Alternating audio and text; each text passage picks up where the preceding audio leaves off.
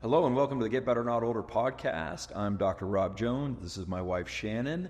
If you don't know who I am, I'm also known as Hey Dr. Rob on all the socials. I'm educated as a chiropractor, but I'm really a functional exercise, soft tissue, and movement guy. I help people with pain and I help them get better, not older. That's my tag. My wife Shannon's a dietitian, and why don't you tell everybody what you do? I've been a dietitian for over 30 years, and I specialize mostly in cellular nutrition, weight loss, weight management, obesity prevention, pediatrics, adolescents, and adults. All right, so between the two of us, we're going to help you get better, not older, which basically means move, feel, and live better. So every week we're going to bring you a new topic, and today's topic is basically how to move better as you age with more muscle. And what was that term you called? Metabolic Spanks, which I will say is not my term. I did not make that up. I heard it and thought it was brilliant. It is brilliant. I don't even get what that means. I'll explain. All right, what are Spanks? You know what Spanks are. I'm a dude. I don't know that stuff. That's why it's brilliant. Everybody knows what Spanks are and what they do. Okay. They hold stuff in, right? Something like that? There you go. Never worn them, and I'm proud of it. So basically what we want to talk about today is the importance of muscle, okay? As we age, we are seeing a huge trend, especially because we live down in Florida, and there's a lot of people who are elderly down here. We're seeing this downward trend of ability to move, and we're seeing a huge amount of dollars being spent on orthopedic surgeries and physical therapy because people are falling, they're not taking care of their joints, they're getting osteoarthritis, and all of this is culminating in a lack of ability to move. That's where I come in. I don't care if you've been told that you have degenerative arthritis of your knee or you have disc herniations. I don't care. If you move better, you will feel better, and there's strategies we can use for that. Now, the important thing to remember is we should never stop exercising. Until the day you die, you should be exercising, whether it's going for a walk or playing a sport you love. But most importantly, I've really thought of for years, because I've always enjoyed it because I was an athlete and I'm a meathead. I love lifting weights, but there's so much data now showing that we all need to lift weights. Actually, I mean, it is the key to aging. I mean, truly, we continue to learn more and more about it. But if you think about it just from a basic physiological level, like between your skeletal muscle and other muscle, it's about 40% of your total body weight. It's a huge organ.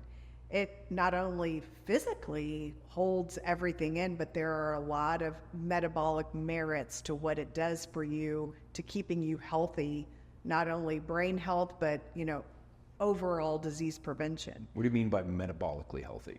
Well, it's kind of what we were talking about, the metabolic Spanks. The reason I like that term, and I can't even remember where I heard it, but I thought it was brilliant because I think everybody knows that Spanks kind of like hold everything in, but also you kind of feel like Spanks, there's like a sponginess to it as well, and that's kind of what muscle does. It helps regulate your blood sugar to the point where you're not needing insulin, and I'll get into that a lot more, but that's crucial when you think of all the metabolic syndromes, the health issues that we're having as we age typically have to do with our blood sugar. The more muscle you have on your body, the better control of your blood glucose and the lower your insulin will be, which is key to preventing disease. So if somebody has very little muscle mass and they're weak and they have blood sugar issues, talk about how metabolically the muscle actually, if you actually build some muscle, what that does to actually influence blood sugar and insulin. Well, okay, let's back up first. Let's talk about the difference like between male and female as far as muscle mass anyway. Let's kind of start there. So as a man, you have more muscle mass, just lean muscle mass, than any woman could naturally. That's just the way it is. As we age, it starts around 30, and I would say once you're around 40, you're losing about 1% of your muscle mass a year. Yeah, that's really, from what I've read, it's like 8 to 10% of total muscle mass. Sarcopenia is the technical term, over that decade, basically. Right. Which is a lot. It's a lot, and so we can talk about why that's a concern as we age, but also there you also lose strength, about 2 to 4% in strength as each year.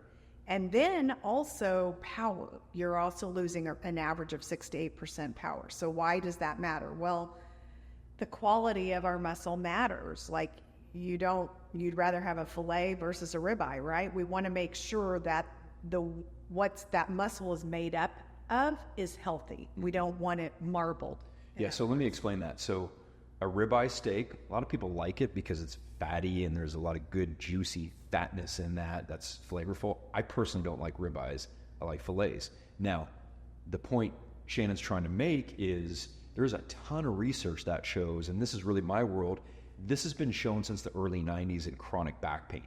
People who have chronic back pain and don't move, the recommendations from medical doctors used to be just go to bed, take anti-inflammatories, and don't move.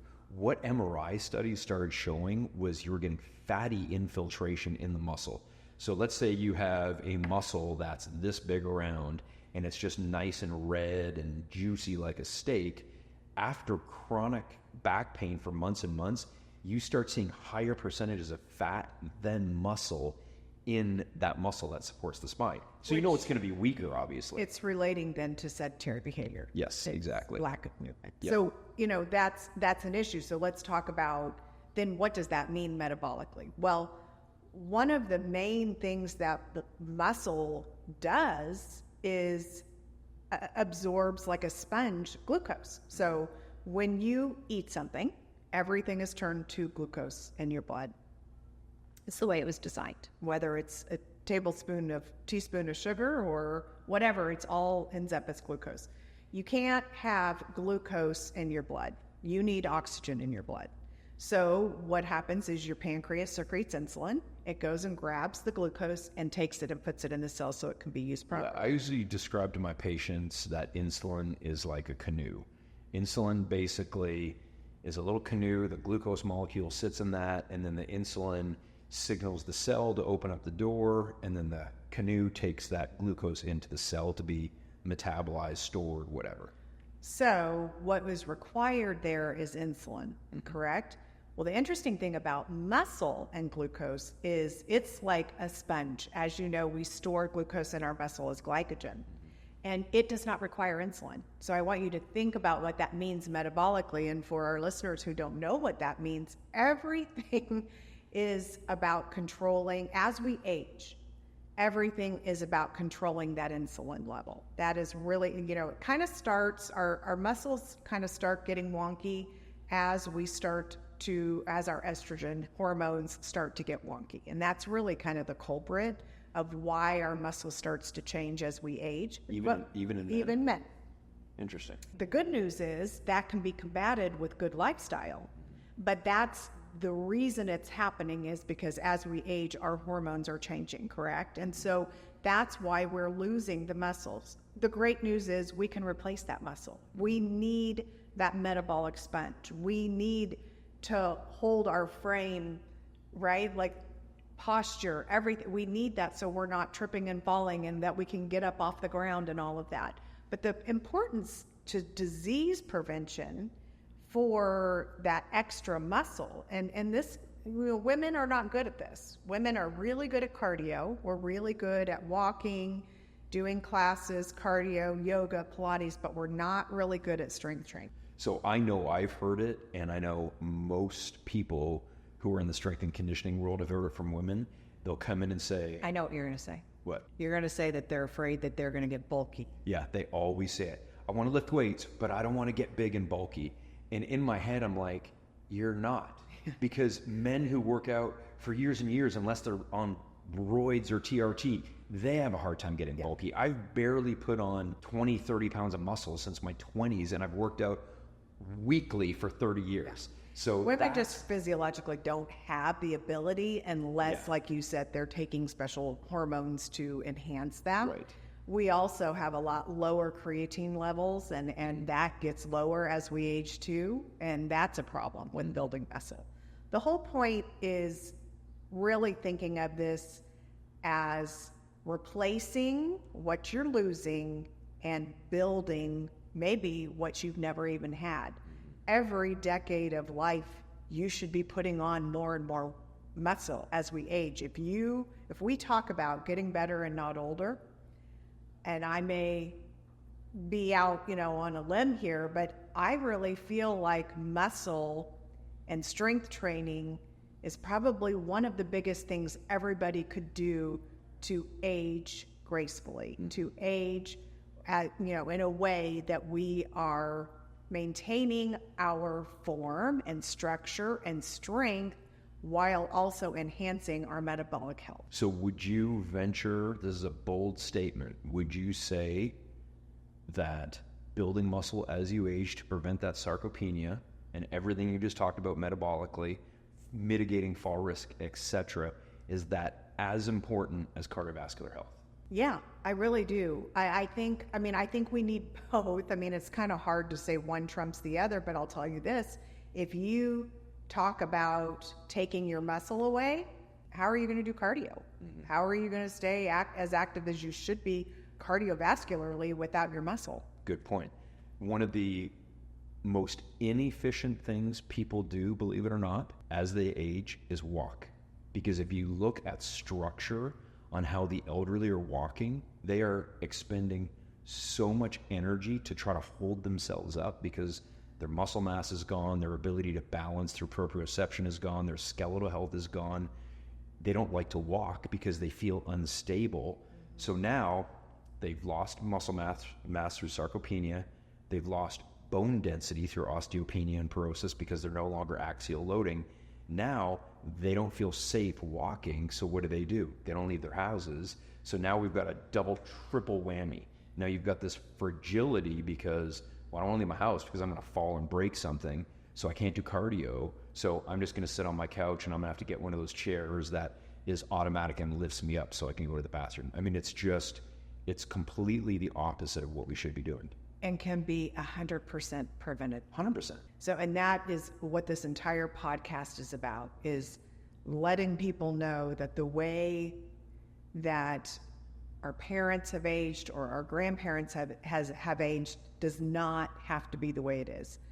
Our food system, unfortunately, is making everybody really sick.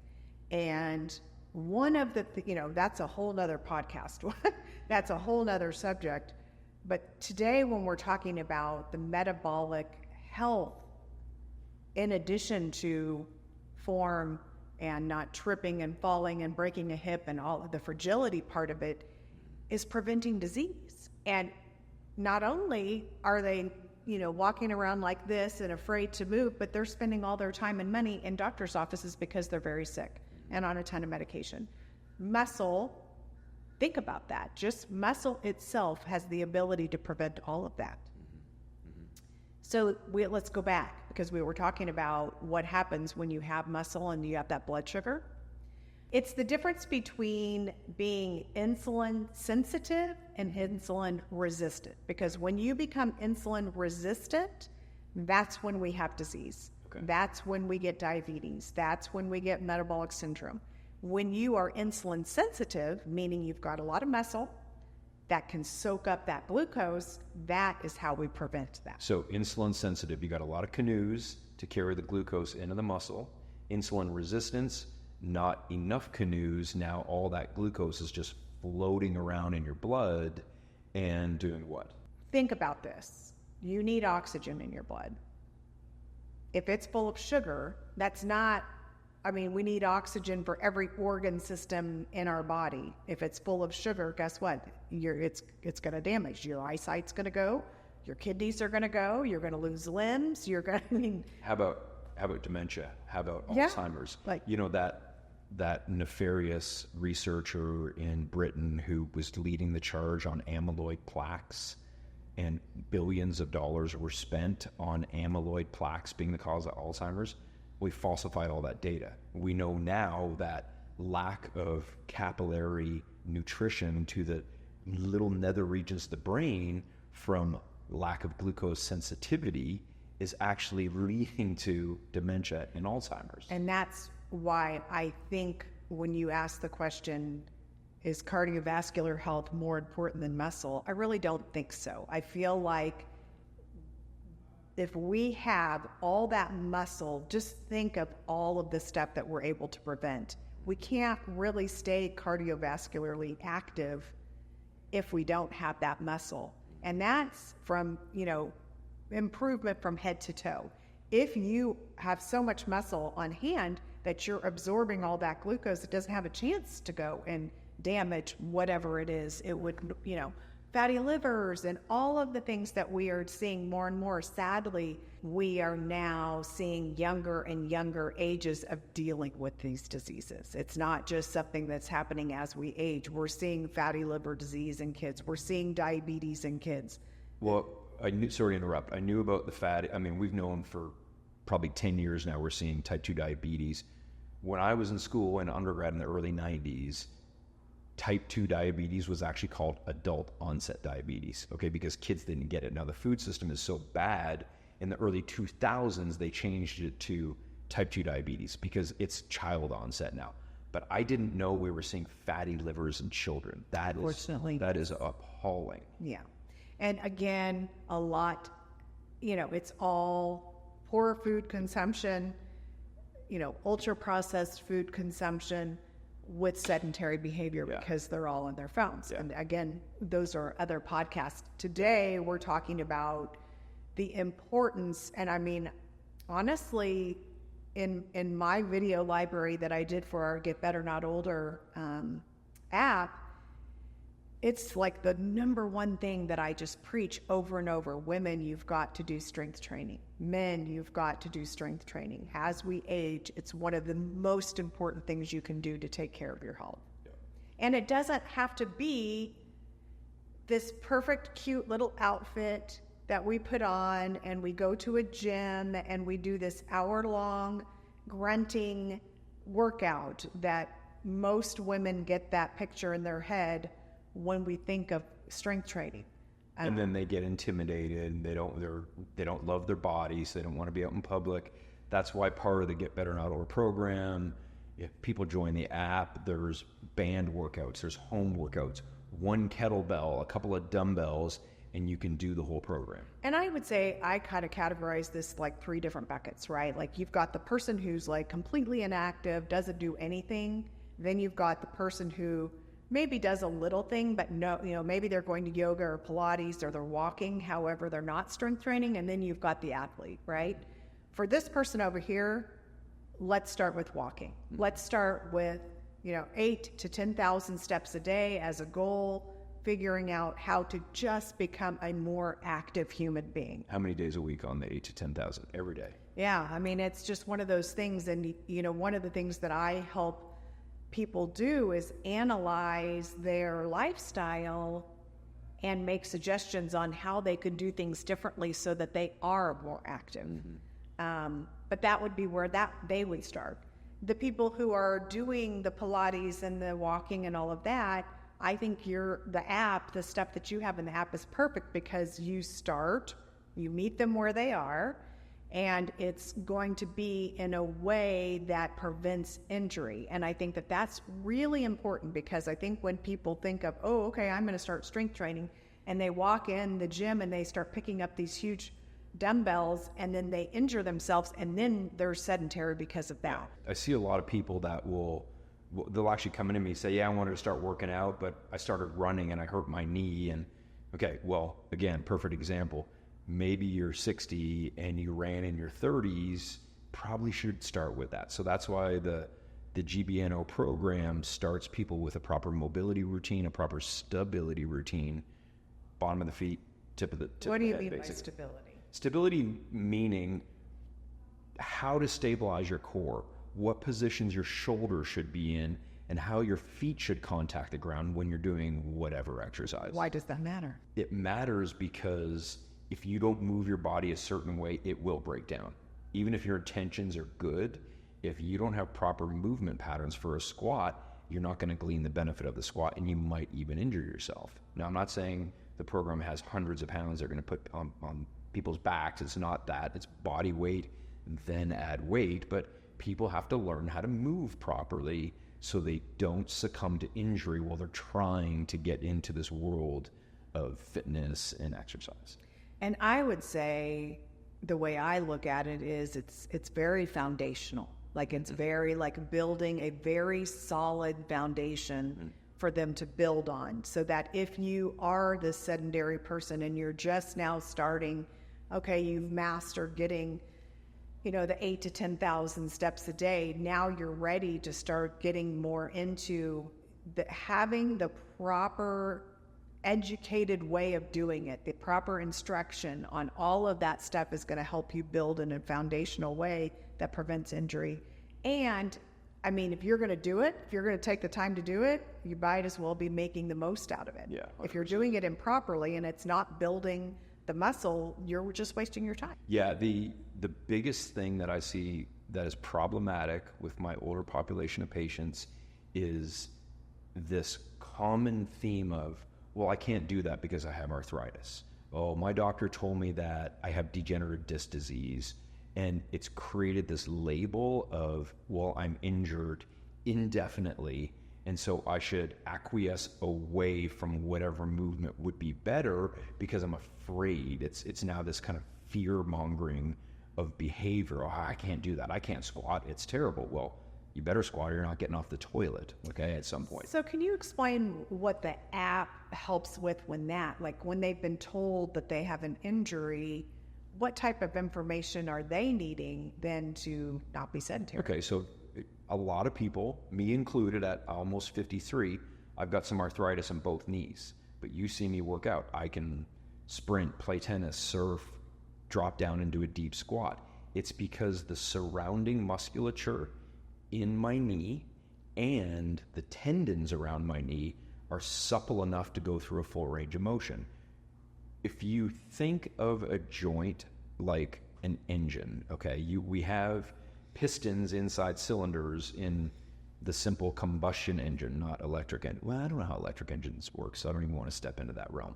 But a piston goes like this inside a cylinder, and the motor oil is in there to make sure that that doesn't become frictioned and cause a fire, basically. Our joints are not dissimilar to that. I mean, your joint's not going to catch fire, but the more you move a joint, you stimulate a membrane inside the joint called the synovial membrane. When the membrane is stretched and moved, it pumps out this motor oil called synovial fluid that bathes, easy to say, the joint surface, the cartilage surface, with a slippery substance so you can have nice movement. In the absence of movement, again, when people say, well, I can't move my knee that way because it hurts. Well, you better move it because it's going to stiffen. Now you're not going to release that synovial fluid. So can I stop you? You can. So so let's say, hypothetically, somebody has been to the doctor and they're complaining about their knee and the doctor is saying, rest. Okay. Tell me what they find in the app. Can they just go in there and put knee pain? 100%. And it will tell them? It'll say patellar tendonitis, okay, which is somebody who has jumper's knee, which is the tendon in front of the knee. It'll say knee stiffness and pain, and then there's video protocols in there. So here's a perfect example. 68-year-old woman last week came in as a new patient, told she had arthritis in her knee was really stiff and it was swollen. So during my assessment, I basically looked at how her knee moved to see what needed to move and what didn't need to move. And it's very simple. If this is the front of the knee, it should flex and it should extend. It's very simple. When the knee flexes, the tibia, which is the shin bone, has to rotate.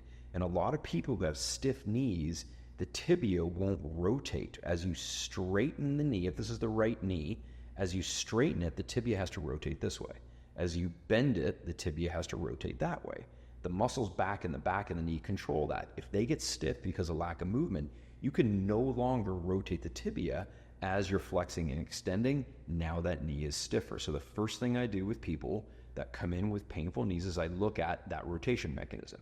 And almost 100% of the time, with people who haven't moved much, that rotation mechanism isn't there. So we restore the tibial rotation. Once they can get better range of motion, we always go for range of motion first, then we go for strength. Okay, that's why we do the Stability Mobility Foundation and Get Better Not Older program. If you have a joint that isn't moving properly, we do not want to strengthen it. We always say we don't want to strengthen dysfunction, because now you're stronger in shorter ranges of motion. We don't want that. We want better range of motion with strength through that whole motion arc, basically. So that's good to know, because I think as people are listening to this and they're like, okay, whichever bucket you're in, we have a program for each of those buckets, and that can be found in the app. Absolutely. And it's super important to get good information on that, because if you're going to start, you might as well do it from a good foundation. Yep. Here's another one. Almost everybody over the age of 60 has some tearing in the rotator cuff. Unless you do very specific prescribed motion, the rotator cuff it's not a joint, it's a soft tissue structure that holds the shoulder together. So the rotator cuff degenerates over time, not really like a joint, but there's a lot of hail damage that occurs. You landed on it as a kid and maybe got a little nick in it, and maybe you didn't rehab it properly. Now it's a little stiffer, and then, it hurts to move this way, so I'm just not going to move it that way. And then the tendons shorten, and then somebody goes to catch a ball that their kid or grandkid threw, and they reach their arm out really quickly, and they're not used to accessing that motion. Bam, they've got a strain. Okay, now they've got micro tears. So what do? They stop moving in that direction because, it hurts again. Right. So again, in the app, we have a rotator cuff rebuilding program. And again, these are not things that are impossible to fix. You may not gain 100% of your range of motion if you're older and you've got some really bad damage to the joint or the structure, but you could always make progress. And the thing is, regardless of the tear or the arthritis, you never want to stop moving, because you can always make improvement, always. And I think that's really kind of goes back on, I'm going to keep, pounding in on this point. The point that we're trying to make is this is how you get better and not older. You can't let injuries limit you. There are answers. There's a way to fix them. There's a way to move beyond them. And then there's a way to get better. Yeah. And really the research bears out active, especially for injuries, active care is always better than passive care. People want to come in and they say, can you not just crack my back or adjust me, or can you not just give me one stretch and I'll be better? 1 out of 10 times maybe I can adjust somebody and their pain's gone like that, but it's very rare, and the literature bears it out. If somebody has acute or chronic low back pain, the passive care component can be part of it, an adjustment, massage, stim, ultrasound, laser, whatever. But the people who have the best outcomes are the ones who are including targeted active care components that are exactly for what they have. Right. Without fail. Okay. Well, we got off topic a little bit there, but let's bring it back to muscle. Okay. So it's, all of that's important, because we can't build our muscle unless we have a good foundation. Right. So it's not completely off topic. But tell me, what are the foundational type strength training moves that people can be, like, if we think of, if they're going to start, what are some of those, like I'm thinking, well, got to be able to get off the toilet. Got to, push, pull, that type of thing. We need some sort of pulling motion, lat row, cable row, which are, or a banded row. We need a pushing, like a push-up or a bench press, dumbbell press. We need an up-down from a chair, a squat, or we need to do some sort of deadlift, like a sumo deadlift, or picking up a dumbbell from the ground. And these examples are on the app. All in the app. Okay. And are there workouts at home? Yes, 100%. Okay. Again, you always need a little bit of equipment, but with some bands and a set of dumbbells and a couple kettlebells, you can do all this if you're not a gym member. And then if we have the third bucket where, you've got an athlete, maybe they've just been a marathon runner and they're in great cardiovascular health, where does that person start?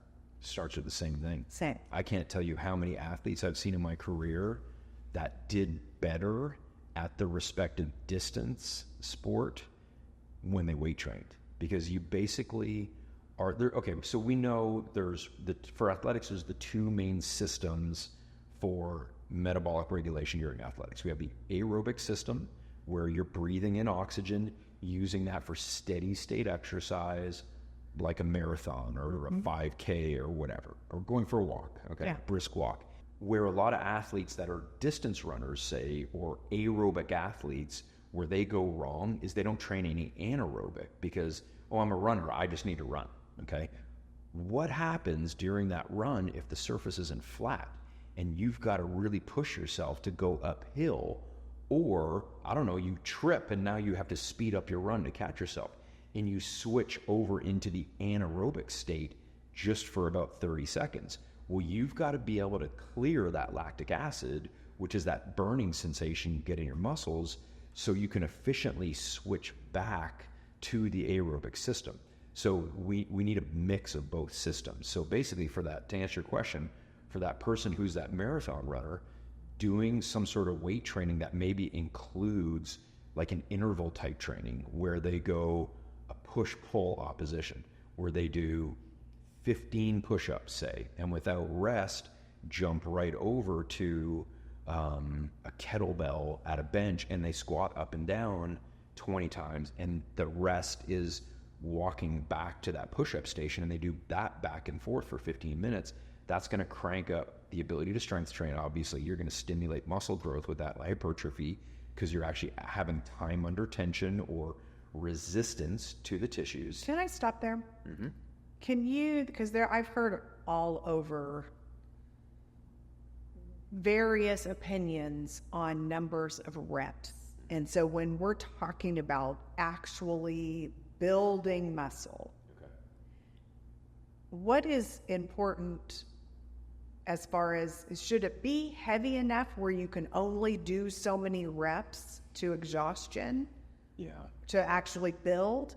And then how many times a week should people be doing this? Okay, so the rule of thumb is this. If you're an Olympic level lifter, they're training power and nervous system stimulation. So they're doing very heavy, short reps, 2, 3, 4 maybe, because the weight is so heavy. That's not how we're going to train people to build muscle. Really, the research shows that it's not the weight, but the intensity of what you're doing. So let's say I have the ability, round numbers, to take a 60-pound dumbbell in each hand and press it on my back 20 times, okay? And then at the 19th and 20th time, I'm at failure and I can't do any more, okay? But I take those 40-pound dumbbells and I can do them 35 times. I'm actually going to be able to build the same amount of muscle and have the same stimulus with the less weight, as long as my last few reps are very challenging, to the point where my last 3 reps, I'm going, wow, I may not finish this, without form breakdown, of course, but also going through enough range of motion where you put a stretch on the muscle and you work from the stretched position.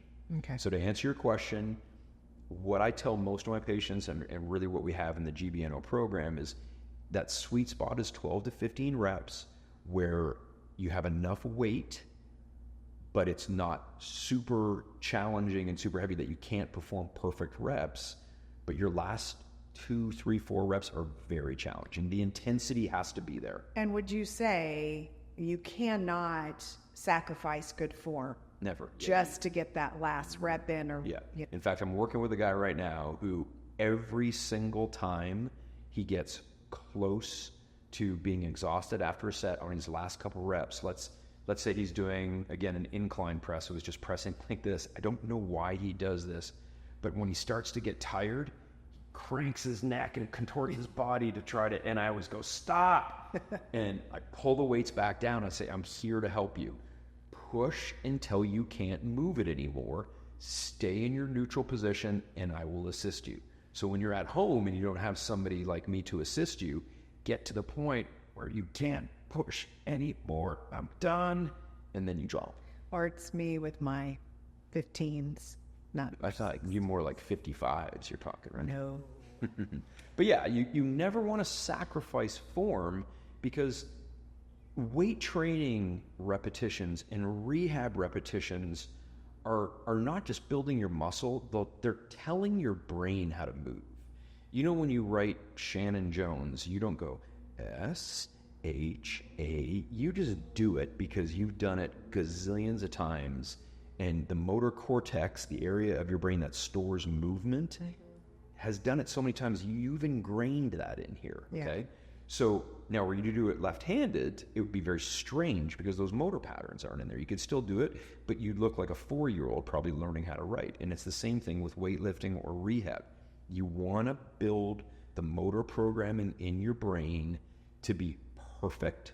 So the repetitions are repeatable. So whenever you have to utilize that movement out in public because of a fall or helping a friend move or pick up a baby, the pattern is exactly the same. Right. You're using the muscles properly, you're using the joints properly through stability, the tendons are stretching and contracting properly, and you're performing the motion with efficiency. That is the key to strength. Yeah. And this, it's not something that you're going to just get overnight. It's memory, muscle memory. It's repetitive. Yeah. So neurophysiologists, some say 10,000 repetitions of something to make it automatic. Yeah. And it sounds like a lot. It is, yeah, but it's not as much as you would think. So for a woman who is a walker, but just starting to strength train, because she's learned so much on this podcast today, she's ready to get going. How many times a week do you think somebody, and how long a sessions would they have to commit to actually start to change their muscle mass? So really, I'd like to see people minimum 3 times a week, up to 3 to 4 times a week. But for somebody getting started who already hasn't figured out how to work it into their lifestyle, what's a minimum? 3 times a week. 3 times a week. 3 times a week with complex movements. And how long are they needing to spend in the gym to get a decent, if it's just 3 times a week, how much time each time? Like if they really enjoy the cardio part of it, how much should they take away from their cardio to allow for that strength training? Honestly, I would love to not rob Peter to pay Paul. I would love to see them do their cardio if they love to do it, but maybe to keep their heart rate up while they're lifting weights, maybe they don't rest as much.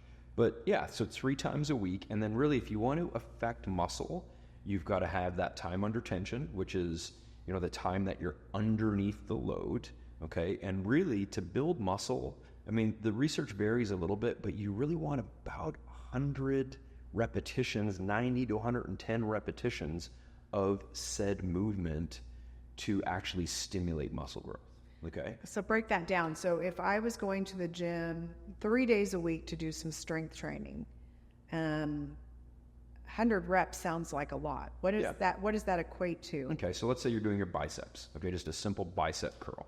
You do a warm-up set just to make sure the movement is right, okay? And then you do 3 sets of 10. There's your 30 reps of a barbell, okay? And then you do 3 sets of 10 of dumbbell hammer curls.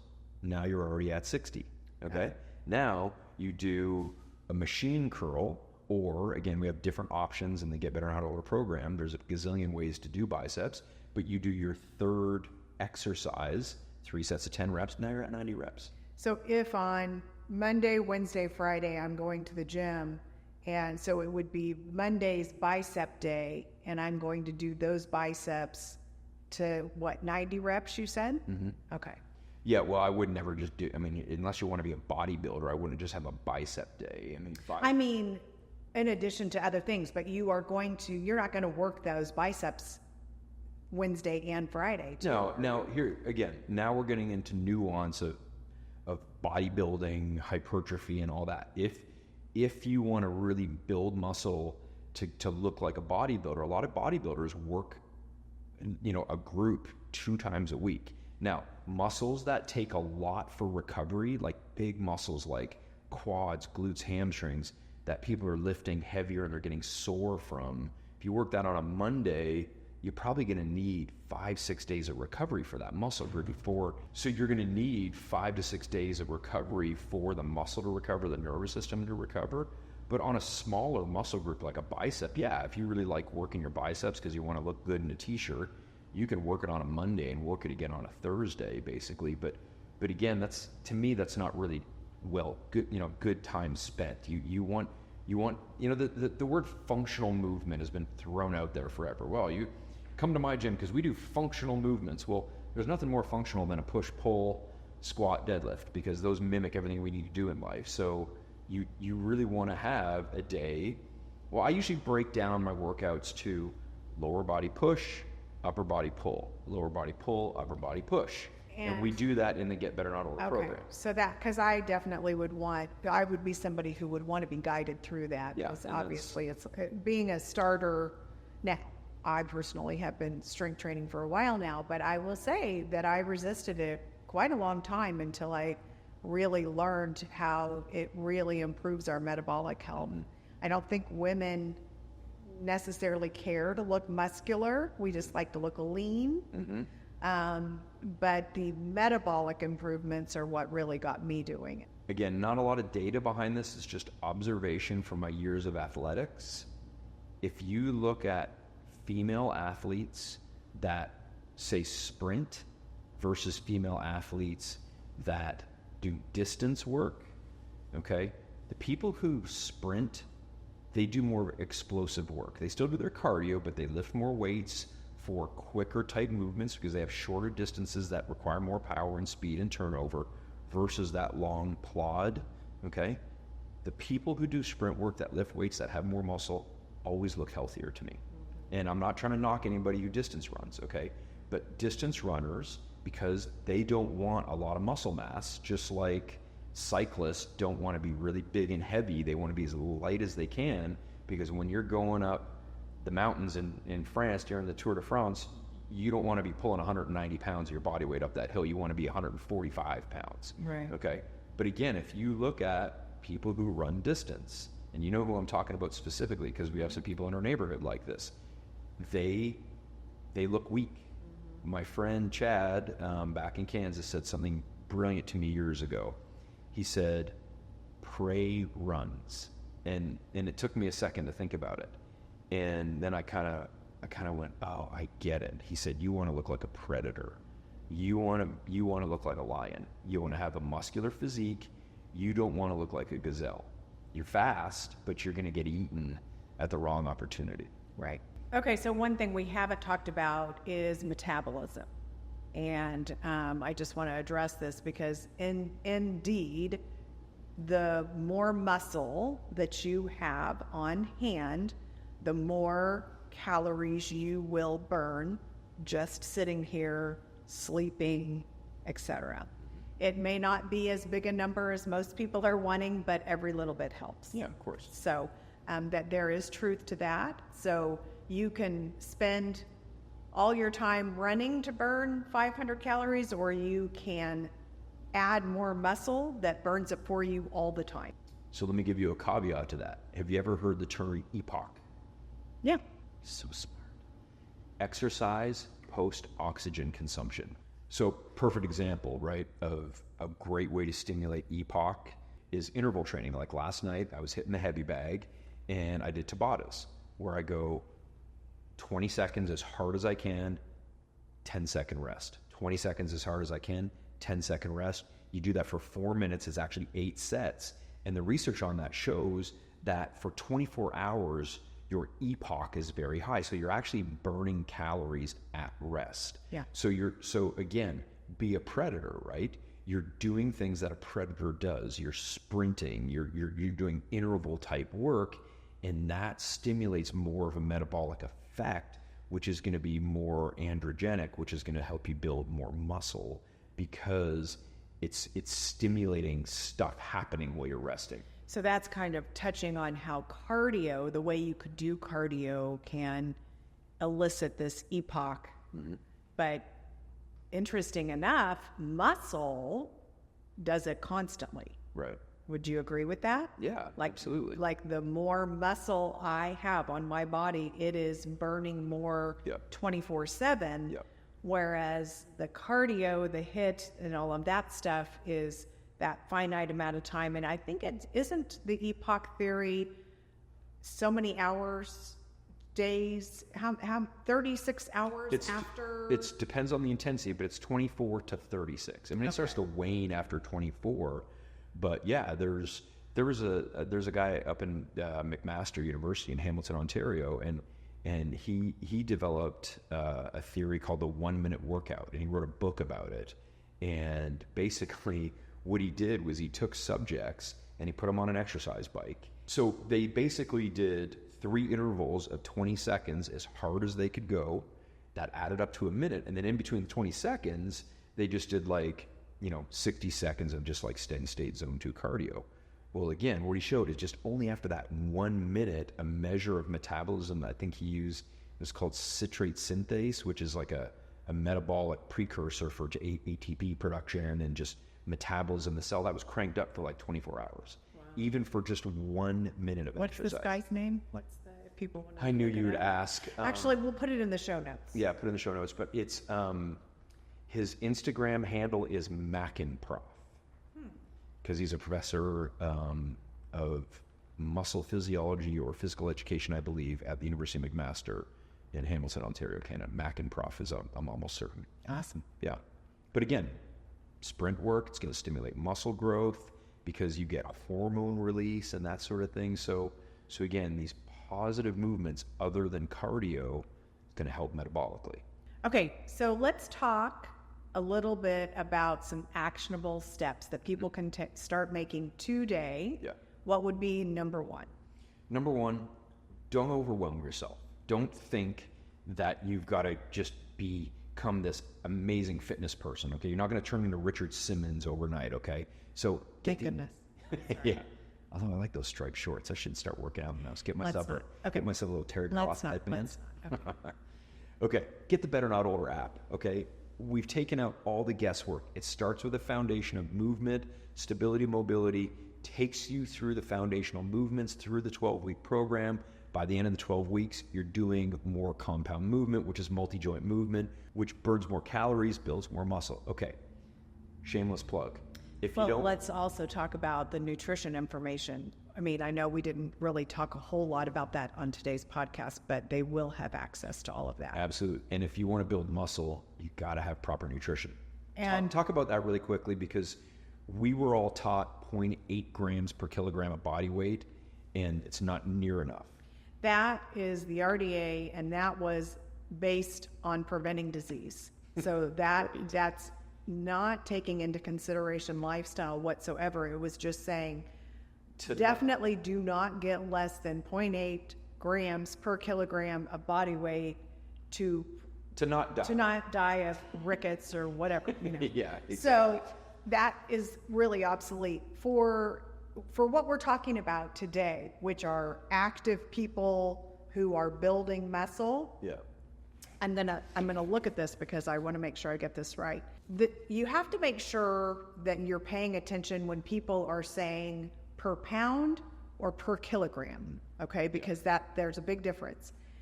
The way you convert pounds to kilograms is to divide it by 2.2. So if you ever see something written as far as, well, how many grams of protein should I? Well, take your body weight in kilograms, that's how you convert it. But I'm talking about I'm going to do this in pounds. Okay. So much of the medical stuff is kilograms. Yeah. But if you are somebody who is eating enough calories to maintain your current weight, meaning you're happy with where you are and you're just maintaining weight, but yet you've started to do some strength training, you're going to want to be 0.6 to 0.9 grams per body pound. Per body. Yes, per pound. Yeah. That's hard for me because as a dietitian, I've always converted to kilograms. Okay, so let's put it in round numbers. So if you're like me and you're like 205 to 210 pounds, you want to be somewhere in that probably 180 range of grams of protein, correct? Yes, and that's taking into consideration that you are strength training. Mm-hmm. Okay. If you are trying to lose weight, yet you're trying to add muscle, which is a lot of what I do in my realm, then you need to be more at the 1 to 1.4 grams per pound of body weight. Yes. Okay. Because you're lowering the calorie there, you got to really up the protein. Yep. Yeah. And a lot of people, I say that to patients a lot, and they'll say, oh my gosh, that's so much protein. How am I going to get that? It's not that hard. We are going to do an entire podcast where we're talking about protein needs. We're going to do one where we talk about fat, fat metabolism and stuff like that. But these are just general terms. A lot of, you have to just be really careful the context, because some people will say, these are your protein needs per ideal weight, or per current weight, or per kilogram. You have to make sure that you're getting that right when you're calculating. Right. Actionability, number one, get the app. Get ample protein to build muscle. Number two, if you're starting at ground zero, walk 8 to 10,000 steps as many days as you can. Get outside, get sun while you do it. Don't just do it on the treadmill. Get outside. Number three, minimum 3 days a week of strength training, vigorous strength training, where you're tired at the end of the set. A set is a grouping of how many times you do something. Reps. Repetition. As we call them, repetitions. Okay. So if your program says one set of 12 reps of push-ups, then you do 12 reps in a row until you're tired. And if it's really hard at your 12th rep, you've done it right. If your form hasn't broken down. If it's super easy at 12 reps, then you're pretty strong. You need to do more. Because remember what we said, your last 2, 3, 4 reps need to be very challenging. And don't sacrifice your form. Don't sacrifice your form ever. So 3 days a week, working in the multi-joint movements, okay? Pushing, pulling, squatting, so getting up and down, picking things up from the ground. Also from a joint health perspective, because that's where my brain goes, the more muscle you have, the more strength and stability you have around a joint. So if it does strain or does become injured or become problematic because of osteoarthritis, because of an old injury, you can always bounce back quicker if you rely on some foundational strength that you had. Starting from ground zero, we can do it, but it's a lot more challenging. All right. Think we covered it? I think so. That was good. Okay, until next time, Dr. Rob Jones. Shannon Jones. This is the Get Better Not Older podcast, where we help you move, feel, and live better so you can get better not older. From the inside out. From the inside out.